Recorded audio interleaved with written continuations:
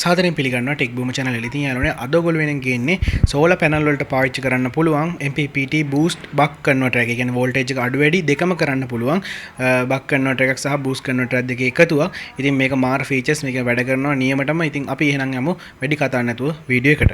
ඉතින් යාළුවනේ අද ඔයගොල්ලෝ වෙනින් ගේන වීඩියෝ එක ස්පොන්සර් කරන්නේ JLC PCB website එක.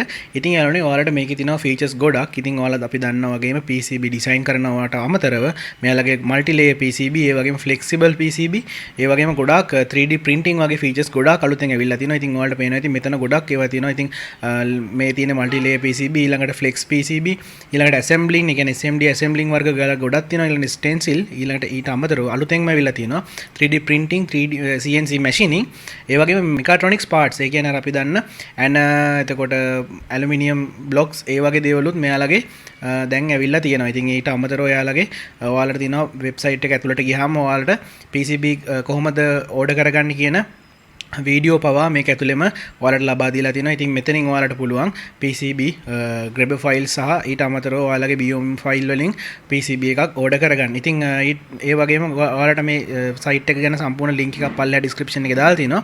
අලුත්ම දේ තමයි මෙයාලගේ මේ මාසේ Black Friday එකට ඔයාලට කූපන් එකක් හම්බ වෙනවා $150ක. ඉතින් ඔයාලා මේක අනිවාර්යයෙන්ම පරක්කු කරගන්න එපා. මමත් වීඩියෝ ගේන්න චුට්ටක් පරක්කු වුණා. නොවැම්බර් 17 ඉඳන් 27 වෙනකන් තියෙනවා. ඔයාලට මේකෙන් $150ක් ඉතුරු කරගන්න පුළුවන්. ඔයාලට පුළුවන් යට දෙන link එකෙන් ගිහිල්ලා ඒක මේ buy කරගන්න. ඉතින් යාළුවනේ අපි දැන් බලමු කොහොමද මේකෙන් order කරන්න කියලා. හරිම සරලයි. ඔයාලගේ මේ වගේ website එකකට කෙලින්ම JLC PCB website එකට ගියාට පස්සේ උඩින්ම තියෙන මෙන්න මේ grabber file කියන එකට click කරලා ඔයාලට මම දුන්න grabber file එකක් හරි ඔයාලා design කරගත්ත grabber file එකක් හරි ඒක ඔයාලට අප්ලෝඩ් කරන්න විතරයි තියෙන්නේ. ඉතින් අප්ලෝඩ් කරාට පස්සේ යාලා ඔටෝමැටිකලි මේකේ මෙන්න මේ වගේ වෝල් එකකට යනවා. ඉතින් ඒකේ ඔයාලට ඉස්සරවම පෙන්නනවා ඔයාලගේ PCB එකේ preview එක. මේක පෙන්නුවේ නැහැ කියන්නේ ඔයාලගේ බෝඩ් එකේ මොන හරි ප්‍රශ්නයක් තියෙනවා. ඉතින් මේක අනිවාර්යෙන් පෙන්නනවා නම් විතරයි ඔයාලා මේක ඕඩර් කරන්න ඕනේ. ඉතින් ඊට පස්සේ ඔයාලට මෙතන size එක බලා ගන්න පුළුවන් 100ට වඩා අඩු නම් මිලිමීටර් 100ට වඩා අඩු නම් ඔයාලට PCB පහ $2ක් වගේ පුංචි මුදලට ඕඩර් කිරීමේ හැකියාව තියෙනවා.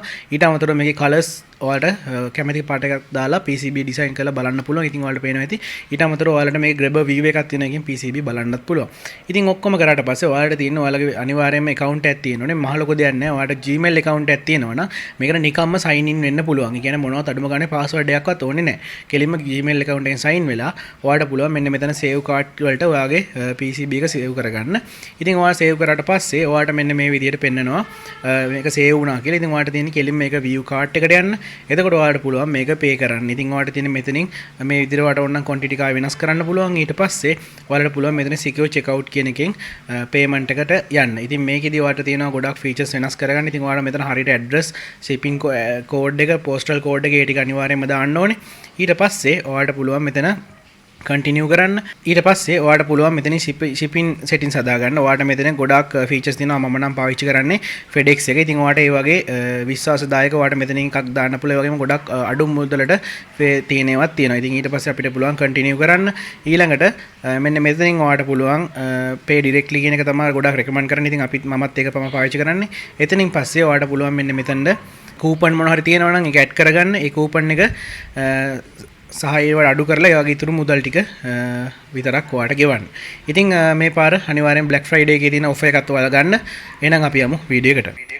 ඉතින් යාළුවනේ මේ PCB එක ගන්න grabber file එක ඒ වගේම single layer ඔයාලා print කරගන්නවා නම් board එක ඊට අමතරව ඔයාලට මේකේ diagram සහ අනිත් list ඔක්කොම ටික මම යට description එකේ දාලා තියෙනවා file එක download කරගන්න.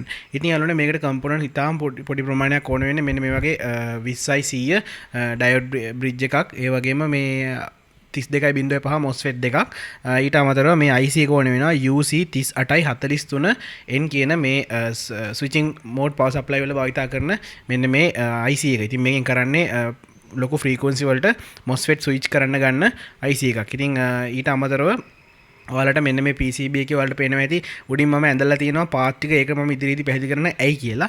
ඉතින් අපි දැන් බලමු මේකේ ඉස්සරම control වලට අවශ්‍ය resistor ටික සහ transistor ටික ඒ වගේම IC ටික දාගන්න විදිහ මේකේ board එකේ හැම value එකක්ම හරියටම හරි transistor ටිකත් හරියටම හරි ඔයාලා අනිවාර්යයෙන්ම හරි transistor දාන මම මේක ඉදිරියේදී පැහැදිලි කරන්න මම පොඩි transistor replacement එකක් කරා මොකද මං ගාව මේ number එක තිබ්බේ නැහැ. ඒ නිසා ඔයාලා ගන්නකොට හරියටම board එකේ තියෙන value ටිකම ගන්න. ඉතින් මම මේකට දැන් රෙසිස්ටර් ටික දාලා ඉවරයි. හරිම කොමන් රෙසිස්ටර් ටිකක් තියෙන මේකේ පාවිච්චි කරන්න. මේකේ 2K රෙසිස්ටර් එකක් තියෙනවා. ඒකටත් ඔයාලට 2.2K රෙසිස්ටර් එකක්ම පාවිච්චි කරන්න පුළුවන්. ඉතින් මේ බෝඩ් එක අපි දැන් මම පාස් කරනවා. මේ පාසන එක මම ඇත්තටම වීඩියෝ එකේ ස්කිප් කරනවා. මොකද ඇත්තටම තේරුම් නැහැ ටයිම් එක යන නිසා. ඉතින් යාළුවනේ පාසල ඉවර වුණාට පස්සේ ඔයාලට පේනවා ඉතින් මේ විදිහට බෝඩ් එක තියෙනවා. ඉතින් මම මේකේ IC ටික කැපැසිටර් එක ට්‍රාන්සිස්ටර් 3 පාවිච්චි පාසල ඉවරයි. ඉතින් මේකේ ට්‍රාන්සිස්ටර් වල පොඩි වෙනසක් වෙලා තියෙනවා. හේතුව මම මේකට පාවිච්චි කරන වෙන ට්‍රාන්සිස්ටර් ටිකක්. හැබැයි මේකේ තියෙන ට්‍රාන්සිස්ටර් පාවිච්චි කරනවා. ඔයාලා කිසිම බය වෙන්න දෙයක් නැහැ. තිබ්බ විදිහටම හයි කරන්නයි තියෙන්නේ. ඉතින් යාළුවනේ මෙන්න මේ කැප් එක අවශ්‍ය වෙන්නේ නැහැ. හැබැයි අවුට්පුට් කැප් දෙකට අවශ්‍ය වෙනවා. ඉතින් මේ IC එක මම පාසලා තිනවා. ඒ වගේ මෙතන මේ වොලියුම් කන්ට්‍රෝල් එකට ඔයාලට පාවිච්චි කරන්න පුළුවන් මල්ටි ටර්න් මෙන්න මේ වගේ පොටෙන්ෂි එකක්. හැබැයි මම පාවිච්චි කරන්නේ මේකට ලොකු වොලියුම් කන්ට්‍රෝල් එකක්. මොකද වීඩියෝ එකට ලේසි ඔයාලට අඩු වැඩි කරලා පෙන්වන්න. නැත්නම් ටිකක් අමාරුයි ඔයාලට වීඩියෝ එකේදී අඩු වැඩි කරන්න. මොකද ගොඩාක් වෙලා කරකන්න ඕනේ ටර්මිනල් එකේ ඒ නිසා. ඉතින් යාළුවනේ මේකේ ඔයාලට පේනවා ඇති දැන් අපි කන්ට්‍රෝල් පැත්ත පාසන් වෙලා දැන් මෙතන ඉන්ඩක්ටර් එක සහ එහා පැත්තේ මම පොඩි වෙනස් ටිකක් කරගත්තා. මෙන්න මේ MOSFET දෙක 32.5 MOSFET දෙකකට රීප්ලේස් කරගත්තා. ඒ වගේම මෙන්න මේ රෙසිස්ටර් එකක් මෙන්න මේ විදිහට පාසලා තියෙනවා. මොකද මම පාවිච්චි කරන ට්‍රාන්සිස්ටර් එක පොඩ්ඩක් වෙනස් නිසා. ඉතින් ඔයාලත් ඒක ඔකටත් ස්ක්‍රීන්ෂොට් එකක් ගහගන්න. මොකද ඔයාලගේ අවුට්පුට් LED එක පත්තුනේ නැත්නම් ඒ රෙසිස්ටර් එක පාසන්න. ඉතින් ඒක තමයි මේකේ අපිට තියෙන පොඩි වෙනස්කම් ටිකක් කරගන්න ඕනුනේ. ඉතින් මැද තියෙන මෙන්න මේ ජම්පර් එක අනිවාර්යයෙන්ම මිලිමීටර් 1.5 කම්බියකින් දාගත්තත් කමක් නැහැ. එහෙම නැත්නම් ඒකෙන් වෙන්නේ ගන්න කරන්ට් එක අඩු කරගන්න එක තමයි. ඉතින් ඔයාලට පේනවා මේ රෙසිස්ටරේ දාලා තියෙන විදිහේ ස්ක්‍රීන්ෂොට් එකක් ගහගන්න. ඊට පස්සේ අපිට දැන් තියෙන්නේ මෙන්න මේ වගේ කෝර් දෙකක් අරගෙන එකට පාවිච්චි කරන්න තියෙන. මොකද නිකන් ලොකු කෝර් එකක් ඕනේ මේ වැඩේට. මොකද මේක ට්‍රාන්ස්ෆෝමර් එකක් විතර තමයි වැඩ කරන්නේ. ඉතින් මෙන්න මේ එනමල් කම්බිය තමයි මම පාවිච්චි කරන්නේ. මේක ඇවිල්ලා 1 mm කම්බියක්. ඉතින් මේකේ ටර්න්ස් ගානක් අපි කතා කරමු. මේකට මම ඇඳලා පෙන්නන්නම් ඔයාලට ටර්න්ස් ගාන පාවිච්චි කරන විදිය. මේ කෝර් එක මම තනි කෝර් එකක් විදිහට අඳින්නේ මෙන්න මේ විදිහට. ඊට පස්සේ අපි මේ පැත්තෙන් අඳිමු එක කොයිල් එකක්. මේ කොයිල් දෙකක් එනවා. එක කොයිල් එකක් ඉන්පුට් අනිත් එක අවුට්පුට් එක. ඉතින් මේ කොයිල් එක තමයි ස්විචින් වෙන එක. මේ කොයිල් එක තමයි අවුට්පුට් වෙන කොයිල් එක. ඉතින් අපි දෙක නම් කරගමු 1 2 කියලා. ඉතින් මේකේ මේ පැත්තේ MOSFET එකක් හරහා මෙන්න මේ විදිහට ස්විච් වෙනවා. මෙන්න මේ ආකාරයට ස්විච් වෙනවා. මේ MOSFET එකෙන්. ඉතින් ඔයාලට පේනවා ඇති මෙතන මම මේ සයිඩ් එක SMPS කියලා ලියා ගන්නම්. මොකද මේක ඇවිල්ලා ස්විච් මෝඩ් වෙන පැත්ත හින්දා. ඊට පස්සේ අනිත් පැත්ත තියෙන්නේ අවුට්පුට් පැත්ත. ඉතින් මේකේ තමයි අර 20IN 100 එහෙම නැත්නම් 20I 100 කියන C20I 100 කියන ඔයාලට ඕනෙම ඩයෝඩ් එකක් පාවිච්චි කරන්න පුළුවන්. වෝල්ට් 100ට වැඩි. මොකද මේකේ අවුට්පුට් එක සාමාන්‍යයෙන් 80 විතර වෙනකම් වැඩි කරගන්න පුළුවන් නිසා. ඉතින් කැප් එකත් අපි විතර දාලා මෙන්න මේ විතර අවුට්පුට් එක එනවා. මෙන්න මේ වගේ ඩයග්‍රෑම් එකක් තමයි මේ බෝඩ් එකේ කෝර් එකට තියෙන්නේ. ඉතින් මේක අපි ටර්න්ස් ගැන කතා කරොත් එහෙම දැනට මම තියෙන ටර්න් ගැන සමානව ඔතාගෙන එතකොට තියෙන්නේ කියන අපි දෙමු උදාහරණ විදිහට 18 ටර්න්ස් ඔතා ගත්තොත් මේකේ අපිට ගන්න පුළුවන් මෙන්න මේ විදිහට ඉන්පුට් එක සාමාන්‍යයෙන් අපි දෙන්න ඕනේ 9ත් 45ත් වගේ අතර අවුට්පුට් එක අපිට ගන්න පුළුවන්. එතකොට සාමාන්‍යයෙන් වෝල්ට් 3ත් 55ත් 50ත් වගේ අතර ගානක් ගන්න පුළුවන් අවුට්පුට් එක. හැබැයි 50ම ගන්න බෑ. මොකද සමහර වෙලට 50 එනකොට ඩ්‍රොප් වෙන්න ඉඩ තියෙනවා. ඒ වුණාට ටර්න්ස් ගාන අපි අවුට්පුට් එකේ වැඩි කරගත්තොත් අපිට ඒක ගොඩාක් වැඩි කරලා ගන්න පුළුවන්. සාමාන්‍යයෙන් මේකේ අපි ගණන් හදලා බැලුවොත් එහෙනම් මේක ගොඩාක් ඩබල් වලටත් වඩා වැඩි වෙනවා. ඒ කියන්නේ සාමාන්‍යයෙන් 3 ඉඳන් 80 වගේ වෙනකන් වැඩි කරගන්න පුළුවන්. ඉතින් මේ තියෙන මම ඔතාගත්ත විදිය මේකේ එක පැත්තකට මම පොට දෙකක් එකට එකතු කරලා ටර්න්ස් 18ක් ඔතලා තියෙනවා. තනි කම්බියෙන් ටර්න්ස් 30ක් ඔතලා තියෙනවා. අර මම කලින් කිව්ව විදියට. එතකොට ඔයාලට තේරෙන්නේ නැති එක අර ප්‍රයිමරියයි සෙකන්ඩරියයි වගේ තමයි. ඉතින් ඒකේ මම කියලා දෙන්නම් කොහොමද මේක හයි කරගන්නේ කියලා. මම මේක දැන් හූරලා ඊයන් ටිකක් දාගෙන තියෙනවා බෝඩ් එකේ. මෙන්න මේ ඩබල් තියෙන මේ කම්බි දෙක තියෙනවනේ. අන්න ඒක එක පැත්තක මාරු කරගන්න. මාරු කරගන්න කියන්නේ දෙපැත්තට. මොකද හේතුව මෙන්න මේකයි අවුට්පුට් එක. අවුට්පුට් තනි කම්බිය පාස් කරන්න ඕනේ. මේ දෙකට ඩබල් කම්බිය. කියන්නේ දෙපොට දාපු එක මෙන්න මේ දෙකට තනි එක අනිත් පැත්තට. කියන්නේ මෙන්න මේ දෙක ඩබල් කම්බිය තනි පොට තියෙන එක මෙන්න මේ දෙක තමයි තනි පොට තියෙන්නේ. ඉතින් එතකොට ඔයාලට දැන් තේරෙනවා ඇති මේකේ කෝර් එක පාස් ගන්න විදිය අපි නම් ඔයාලට ලං කරලා පෙන්නන්න. දැන් මේ බලන්න යට පැත්තේ ඩබල් එක ඉන්නේ කොහෙටද තනි පොට එන්නේ. අනිත් පැත්තේ ඩබල් එක ඉන්නේ තනි පොට එන්නේ කියලා කොහෙද කියලා දැන් ඔයාලා මම මේ පාසලා තියෙන්නේ ඩබල් එකයි තනි පොටයි. යට පැත්තෙත් මෙන්න මේ විදිහට පටන් ගන්න එක ඩබල් එක අනිත් එක තනි පොට.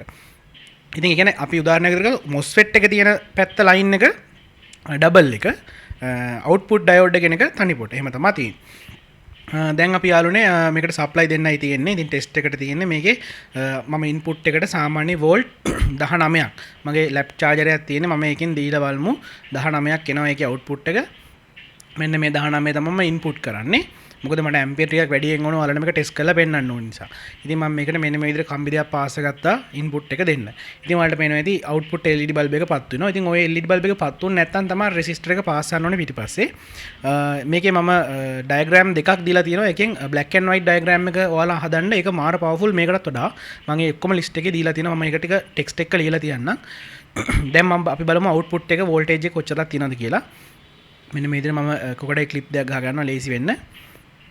අපි දැන් බලමු. දැන් ඔයාලට වෙනවා ඇති වෝල්ට් සාමාන්‍යයෙන් 3ක් වගේ. කියන්නේ 2.985ක් එනවා. මේකේ ඩිජිට් ගාන වැඩි හින්දා ඉතින් එහෙම පෙන්නන්නේ. මේකේ 3ක් අපි 3ක් විදිහට ගමු. ඊට පස්සේ අපි දැන් මේකේ පොටෙන්ෂියෙන් කරකලා බලමු. ඔයාලට පේනවා ඇති වෝල්ට් 33ක් වෙනකම් මේකේ උඩරිම යන්න පුළුවන්. ඒකට හේතුව මෙන්න මේ 10k නිසා. මේක වොලියුම් කන්ට්‍රෝල් එක 10k නිසා මේ වගේ 50k එකක් දැම්මොත් ඊට වඩා ලොකු ගණක් එන විදිහට ගන්න පුළුවන්. දැන් මම මේක ක්ලිප් එකේ මාරු කරලා මම මේකට 50k දාගන්නම්. හැබැයි මතක තියාගන්න එතකොට අනිවාර්යයෙන්ම මෙන්න මේ කැප් එක වෝල්ටේජ් එක වැඩි වෙන්න ඕනේ. මොකද අපි දෙන ගාන වගේ දෙගුණයක්වත් තියෙන්න ඕනේ. ඉතින් දැන් මම මේක මෙන්න මේ විදිහට කරකන වලට පේනවා ඇති වෝල්ටේජ් එක 58ක් දක්වා ගියා. හැබැයි මේ කැප් එක තියෙන්න ඕනේ 100ක්වත් එතකොට. මොකද සාමාන්‍යයෙන් ඩබල් වත් වෙන්න කැප් එක තියෙන්න ඕන නිසා. ඉතින් ඔයාලට දැන් පේනවා ඇති නියමටම මේකේ වෝල්ටේජ් ඇඩ්ජස්ට් වෙනවා. 3 ඉඳන් මේකේ දැන් 50 ගානට වෙනකම්ම තියෙනවා. ඉතින් ඔයාලට මේ වගේ 50k දාලා වෝල්ටේජ් එක වැඩි කරගන්නත් පුළුවන්. ඒ වගේම ට්‍රාන්ස්ෆෝමර් එකේ ටර්න් ගාන වැඩි කරන්නත් පුළුවන්. එතකොටත් ඔයාලට ලොකු වෝල්ටේජ් එකකට යන්න පුළුවන්. දැන් අපි බලමු මේකට ලෝඩ් ටෙස්ට් එකක් දීලා. ඉතින් යාළුවනේ දැන් මේකට මම පාවිච්චි කරන්නේ මෙන්න මේ වගේ ට්‍රෙඩ්මිල් මෝටර් එකක්. මේක ඇවිල්ලා වොට් 1500කටත් වැඩි මම හිතන හෝස් පවර් 2 DC. ඉතින් මේක වගේ එකක් දුන්නාම අර ලේසි අපිට වෝල්ටේජ් එක වෝල්ටේජස් දීලා බලන්න. ඉතින් මම මේකට මෙන්න මේ විදිහට කෙලින්ම අවුට්පුට් එක ප්ලග් කරනවා. ඉතින් ඔයාලට පේනවා ඇති මෝටර එක නිකන් ගැස්සිලා ගිහිල්ලා මෝටර කැරගෙන පටන් ගත්තා. මේක දැන් වැඩ කරන්නේ වෝල්ට් 30 ගානෙන්. මොකද මම මේක 10k පොටෙන්ෂල් එක දාලා තියෙන්නේ. මොකද මගේ දාලා තියෙන කැපැසිටර් දෙක 50 වෝල්ට්ස්. ඉතින් ඔයාලා ඊට වඩා ලොකු වෝල්ටේජ් එකකට යනවා නම් අනිවාර්යයෙන්ම කැප් එක වෝල්ට් 100ට වඩා වැඩියෙන් දාගන්න. ඉතින් අපි දැන් බලමු මේ විදිහට අවුට්පුට් වෝල්ටේජ් එක මෙෂර් කරලා. ඉතින් ඔයාලට පේනවා ඇති වෝල්ට් 32ක් තියෙනවා අවුට්පුට් එක. ඉන්පුට් එක අපි බලමු වෝල්ට් 18ක් තියෙනවා. ඉතින් ඔයාලා දන්නවා බක් බූස්ට් කන්වර්ටර් එක නම් උපරිම පුළුවන් එක්ක ඉන්පුට් වෝල්ටේජ් එකේ ඉඳන් වෝල්ට් 32 දක්වා. ඒ කියන්නේ එහෙම නැත්නම් 50 දක්වා. ඒ කියන්නේ ඉන්පුට් වෝල්ටේජ් එක තමයි අවම වෝල්ටේජ් එක. අපි දැන් මේක බලමු මෝටරේ ස්පීඩ් එක අඩු කරමු. ඒ කියන්නේ ඉන්පුට් වෝල්ටේජ් එකටත් වඩා අඩු කරන්න පුළුවන් මේක. මොකද හේතුව මේක බක් බූස්ට් කන්වර්ටර් එක. කියන්නේ බක් කරන්නත් පුළුවන් බූස්ට් කරන්නත් පුළුවන්. දැන් අපි බලමු වෝල්ටේජ් එක. දැන් 11.52. ඒ කියන්නේ 19 ගානට වඩා අඩුයි. අපි තවත් මේක අඩු කරලා බලමු. එතකොට ඔයාලට පෙයි දැන් වෝල්ටේජ් එක වෝල්ට් 8.23. ඉතින් අපි තවත් මේක අඩු කරන්න පුළුවන් වෝල්ට් 3 දක්වාම අඩු කරන්න පුළුවන්. දැන් අපි වෝල්ටේජ් අවුට්පුට් එක බැලුවොත් 19ක් තියෙනවා. ඉතින් අපි දන්නවා දැන් ඒතර 32 ඉඳන් වෝල්ට් 3 දක්වා අඩු වැඩි කිරීමේ හැකියාව තියෙනවා. ඉතින් මේක ඇවිල්ලා සෝලාර් චාර්ජින් කන්ට්‍රෝල් එකකට ගොඩාක්ම සූටබල්. මොකද අපි දන්නවා ඉර එළිය උදේට හවසට අඩු වැඩි වෙනවා. හැබැයි අවුට්පුට් එක අපිට හැම වෙලේම වෝල්ට් 12යි බැටරියක් චාර්ජ් කරනවා නම් 12ක්. එහෙම නැත්නම් 24යි බැටරියක් චාර්ජ් කරනවා නම් 24ක් අපිට අවශ්‍ය වෙනවා. ඉතින් මේකෙන් සෝලාර් ඉර එළිය අඩු වුණත් වැඩි වුණත් හැම වෙලේම බැටරියට වෝල්ටේජ් එක ලබා දෙන්න පුළුවන් හැකියාව මේ MPPT ක්‍රමයට තියෙනවා. ඉතින් ඇත්තට මේක PWM ක්‍රමයක්. මේක MPPT නෙවෙයි. හැබැයි ඉතින් අර යම්කිසි ප්‍රමාණයක සක්සස් එකක් අනිත් ඒවාට වඩා තියෙනවා.